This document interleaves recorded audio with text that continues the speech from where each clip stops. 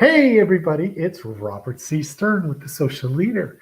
Hope you're doing great. I have a surprise thing that we're starting today on this Friday, and we're going to be doing it on a daily basis.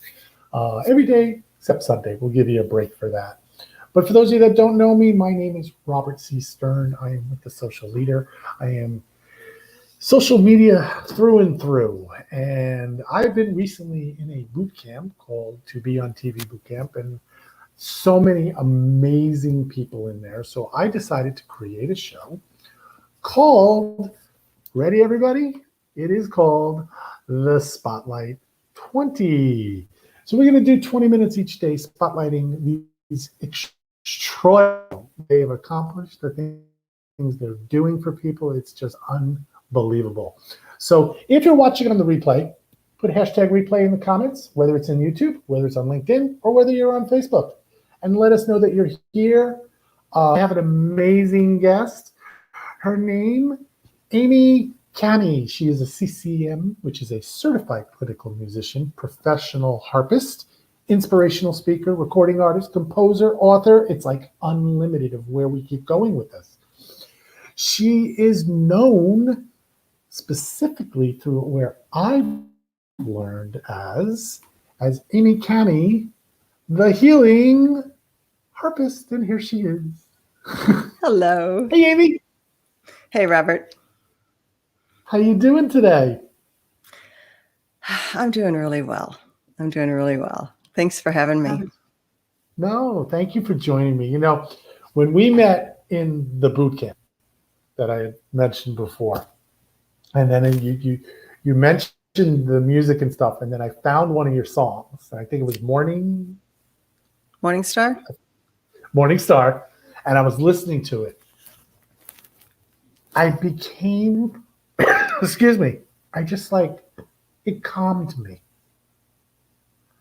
And I was just like, oh my God, I love this music.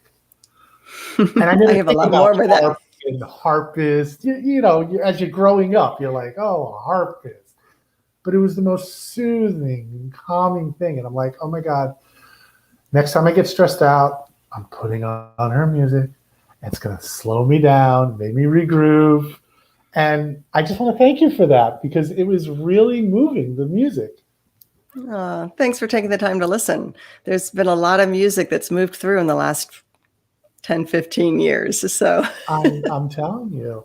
So let me start off. I mean, it's Amy Cami, the healing harpist. Yes. How did this come about? Well, actually, the term the healing harpist, I've kind of been living it for the last 20, 25 years. I'm classically trained. And when I graduated from high school, I literally just fell into this world of music and healing because a family friend was going through cancer care and or hospice care, and I recorded my first cassette tape. And then my dad was diagnosed with prostate cancer. I recorded another CD for him to help him relax and heal. And doors just kept opening. We met a neurotherapist here in St. Louis who offered to do some pilot studies. His name is Dr. William Collins. I'm forever grateful for him. It opened this unknown world of music and healing that I had never really heard of, but I was walking this path just intuitively and being guided. And one thing led to another, and we continued to do pilot study research based on some ideas that were coming. And back in 2007, we literally had developed a clinical trial for newly diagnosed cancer patients, and we had received IRB approval or medical approval to implement this clinical trial because we were already looking at how the brain impacts the immune system and how the whole body is connected. It's this whole body experience. And then I was diagnosed with breast cancer. So the irony is that, we have been doing this research for cancer patients, exploring how the music was going to support them. And then I'm diagnosed, and I had the opportunity to receive that healing music for myself during 2 journeys with breast cancer. That's unbelievable. So, I mean, You grew up in the music and doing music, and now it was healing yourself. Exactly. Exactly. And as the artist and as a musician, that's one of my passions, is to actually deepen the conversation around music and healing. Because part of my experience was this inspiration as to where the music came from. Because I really feel every form of communication brings that which is within us out into the world, and it creates these highways of connection. And so I know that I experience music as a musician differently if I'm playing from my head, if I'm playing from my heart, or if I'm playing from this place where the music just flows through me. And I really believe that those highways of connection are different, and they will elicit different responses in the listeners. And the music that we are currently researching, it's part of a clinical trial that's approved here in St. Louis, and it will be implemented once it's funded. It's with my CD called The Magic Mirror. And that music was inspired by ancient crystal healing chants. And the pilot studies that we've done with that music indicated that it helped normalize neurological functioning in 10 days in cancer patients going through chemotherapy. Even though they were all different when they started, everything they needed, everything normalized. So it was like they were getting individualized music through one piece of music. Now, how does that happen?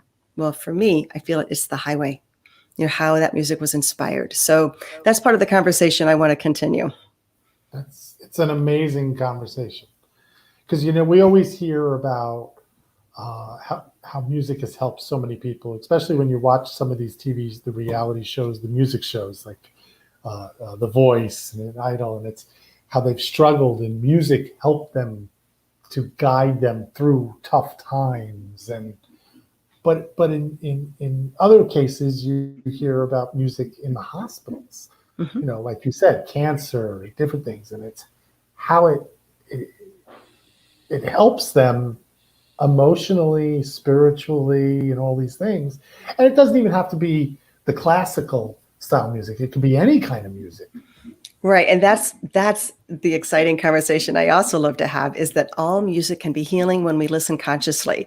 And I love to use the harp as an example, because we have all of these strings, like on this instrument, we have all these low strings and high strings. And I look at this as all of these experiences and feelings and beliefs and fears within us, because everything is energy, everything has a vibrational frequency. And so we're like this harp. We have all of these experiences and frequencies inside of us. And so many of us, these low notes, these scary notes, these things that we want to hide from ourselves, we don't go down there. But really, when you look at the harp, is that string any better or worse than the one up here? No, it's part of the wholeness of who we are. And so truly what I love to do is inspire people to embrace the fullness of who they are by recognizing this energetic component that we have all of this within us. And that's why all music can be healing, because even when we're listening to heavy metal or something that's really, really, one of my most healing meditations was listening to it was a Halo soundtrack. And it was like boom, boom, boom. And when I was driving our kids to school, we'd listen to heavy metal music.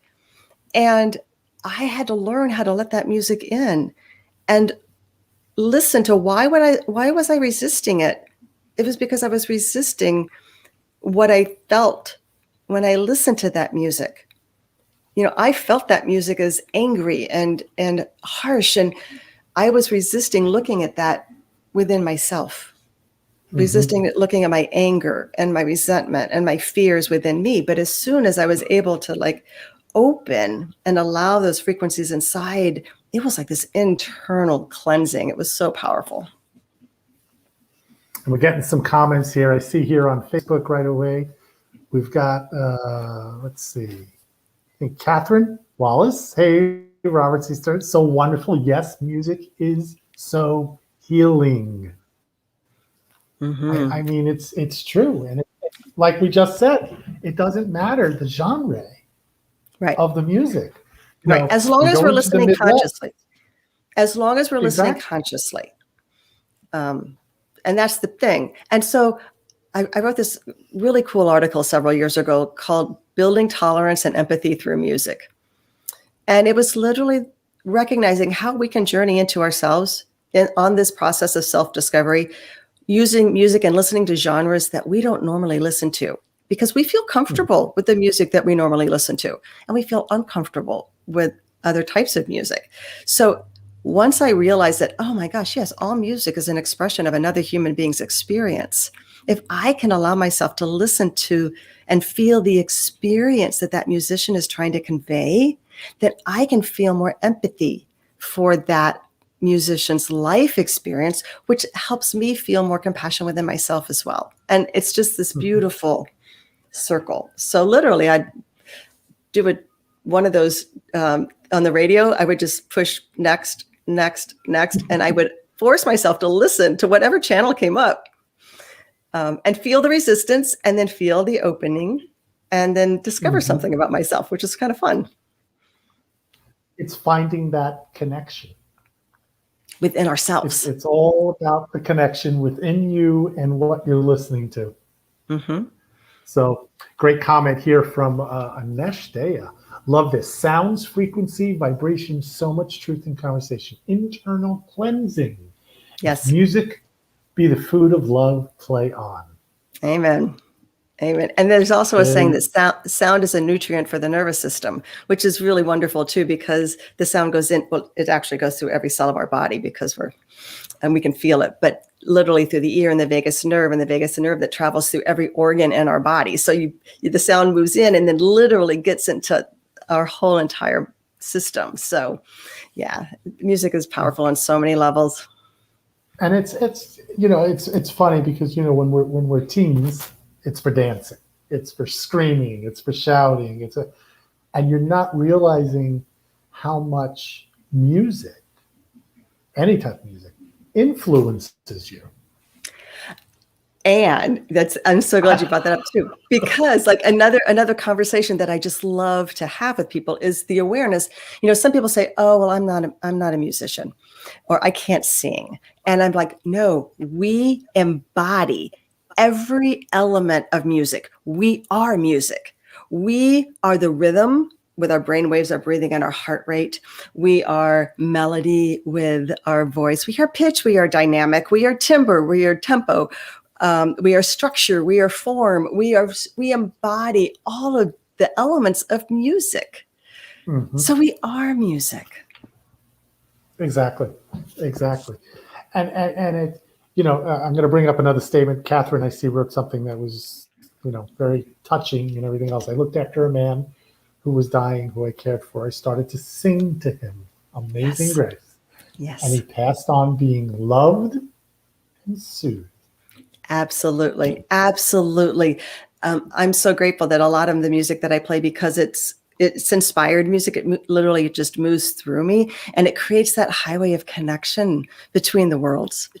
And it helps to move that spiritual energy with more ease. And it also brings up a conversation too of the difference between familiar and unfamiliar music. When we use music at end of life, and as a therapeutic musician, I'm a certified clinical musician, and I'm a therapeutic musician versus a music therapist. And those are two distinctly different certifications. Music therapy is used to elicit specific outcomes, and music therapists use music to help support the overall healing process without an attachment to a specific outcome. Okay. And at end of life, when we can consciously choose music, the Amazing Grace was such a beautiful choice for somebody who felt comfort and peace with that familiar music. And sometimes it's beneficial to play unfamiliar music because the brain doesn't have any memories associated with it, and it allows it to calm down, and then the body can just release in a more comfortable way. So music at end of life is it's so powerful, and it's healing for not only the person who's transitioning, but also the loved ones in the room or the staff and those who have cared for that patient. So, yeah. It's true. So what are you doing now with it? I mean, are you doing just concerts? How are you doing your job?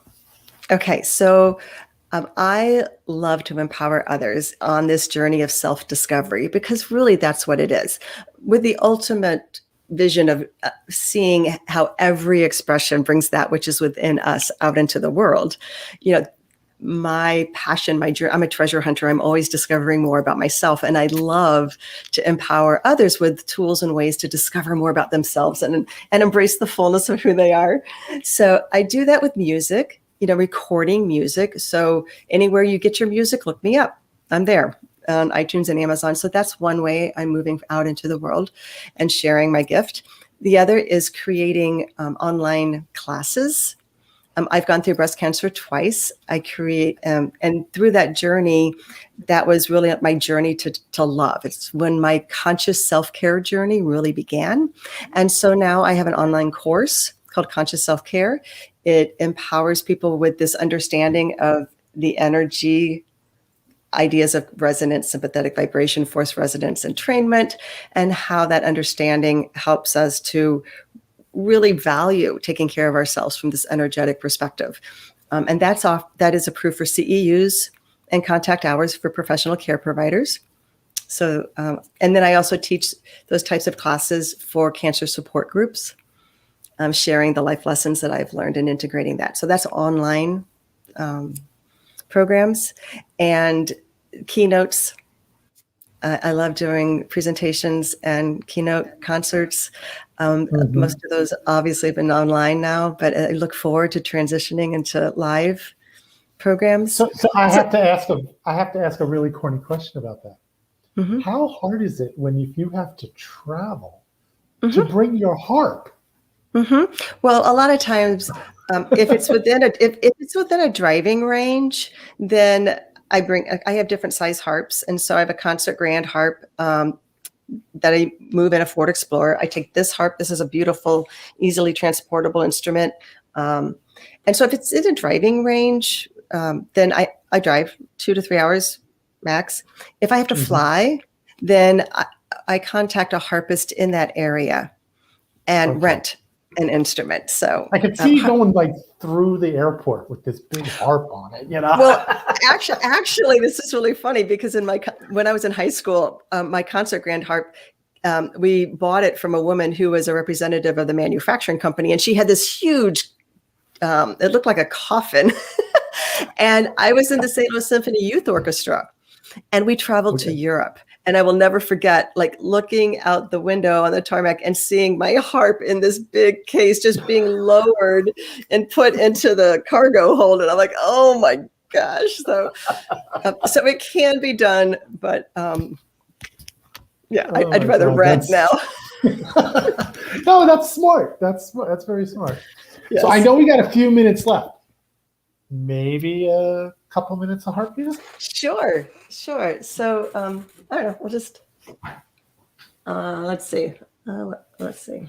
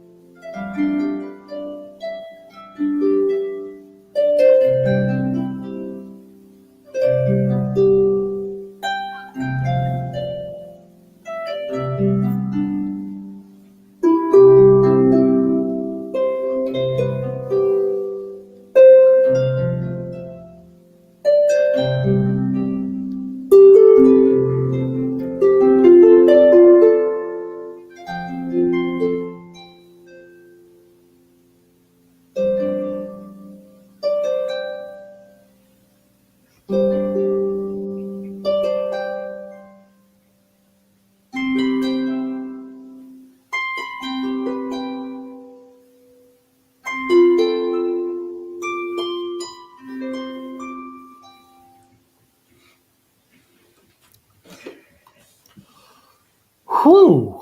I just felt like fun and bright. I had just done a Facebook Live before this. So anybody wants to find me on Facebook, look me up, Amy Cammy, the Healing Harpist. And I have tons of videos. I just go live whenever it's inspired. And so that was like the slow one. And I just felt a little more joy and upbeat. So that's kind of what came out today. So we got beautiful. We got, the people commenting galore. Just Catherine said it best just a minute ago. She was heading out the door and jumped on, and she's so glad she did. Oh, thank you. So Anash is asking, obviously we talked about this before we started. Please share Amy's iTunes links and course links. And the best place, obviously, to get a hold of her and probably get all this information is very simple. Go to, ta-da, thehealingharpist.com. And It's also, that I mean, simple.